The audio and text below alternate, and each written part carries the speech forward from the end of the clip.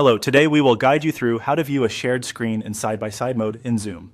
If you want to watch a presentation while still keeping participants visible, Zoom's side-by-side view can make meetings much easier to follow.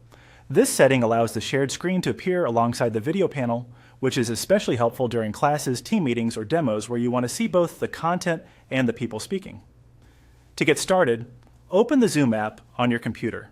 Make sure you are using the desktop app, since this option is typically managed from there. Once Zoom is open, give it a moment to fully load so all menu options are available.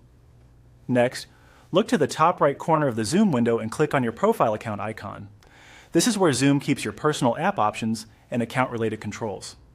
Opening this menu is the first step to accessing the settings you need. From the menu that appears, click on Settings.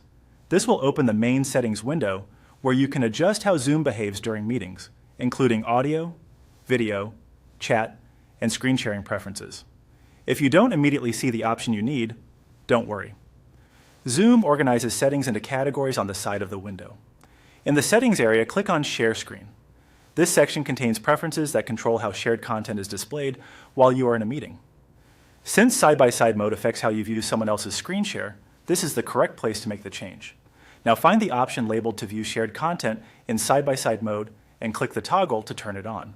Once the toggle is enabled, Zoom will be set to display shared content and participant videos next to each other when applicable.